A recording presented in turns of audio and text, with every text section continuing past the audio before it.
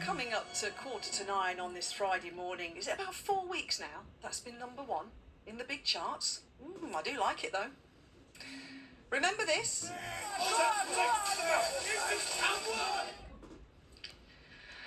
A mob, 300 strong, attacked the Holiday Inn Express in Tamworth, housing asylum seekers last summer. It was part of a wave of public disorder, wasn't it, that swept the country following the murder of 3 young girls in Southport and misinformation that spread online about the killer being illegal immigrant. 6 months on, and Tamworth is trying to heal. A lot of work's been going on behind the scenes to bring people together and to shout about that's great, everything that's great about the town, which there are lots to shout about. Lee Bates is the Chief Operating Officer of community interest company Community Together Tamworth, which has been spearheading several community projects. And I'm delighted that you're joining me this morning. Good morning, Lee.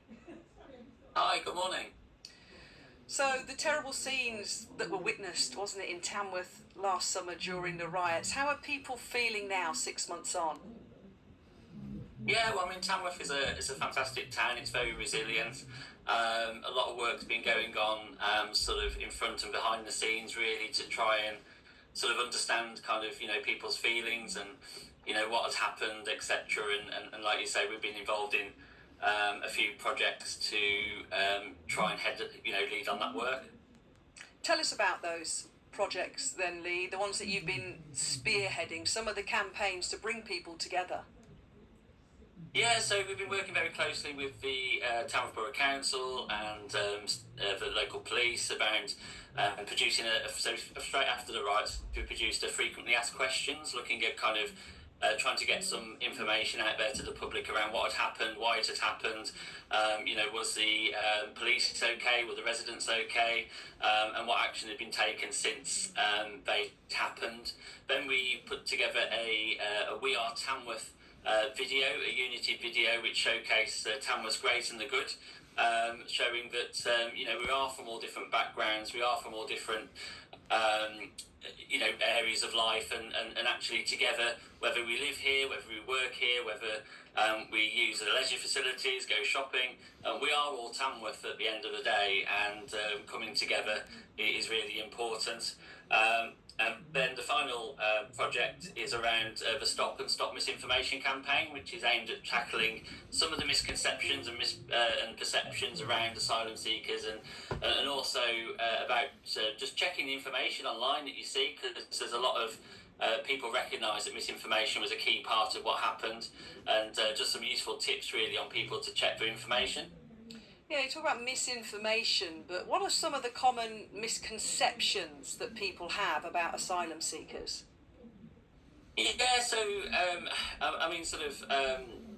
typically British, we don't like to see other people perhaps being seen to be having more than anyone else, and I think there's this real misconception that asylum seekers are.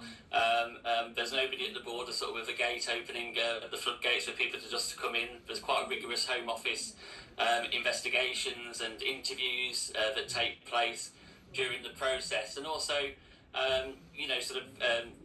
you hear people saying, "Oh, get access to mobile phones or cars," and in reality, it's just not true. The perception is very different to the reality, and it's trying to get people to understand, why do people, flee particular countries or get misplaced. So there's a lot of misconceptions really, and I think what we're doing in Tamworth is actually, the residents of the hotel really want to give back to their community. They've been involved in volunteering, giving away hot food to people who want to keep warm. They've been doing litter picks, painting community buildings, and really showcasing that they appreciate the community that's around them.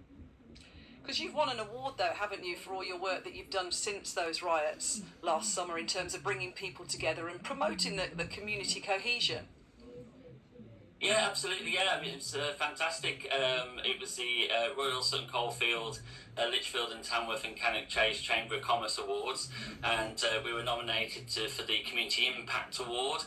So obviously we were delighted to receive that award, and it was presented by BBC's very own Nick Owen on the night, and really showcased, I think, recognition really for the work that had been done in the local community.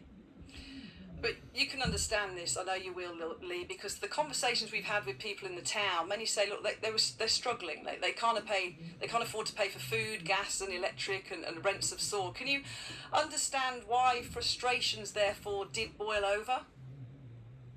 Yes, and I think when with the local authority, along with an organisation called the Belong Network, are doing a fantastic piece of work locally to try and get under the bonnet of some why people may have certain views.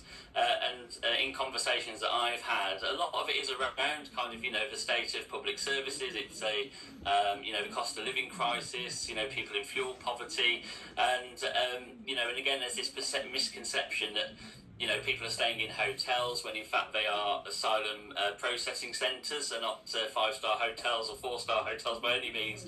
There's free to a room. You don't get a choice of what you eat. It's kind of, there's a lot of sort of misperception, and I think nationally, words matter. So the conversations that some of our politicians have around this topic really impact what people believe and what people see, but a lot of it is around that kind of, like you said, that people struggling at the moment, and what we really need to do is get to the bottom of that and address it. Brilliant. Well, Lee, great to talk to you. Thanks for joining us this morning. That's Lee Bates, the Chief Operating Officer of Community Together Tamworth CIC, who've been helping Hill Division and bringing people back together following the riots there last August.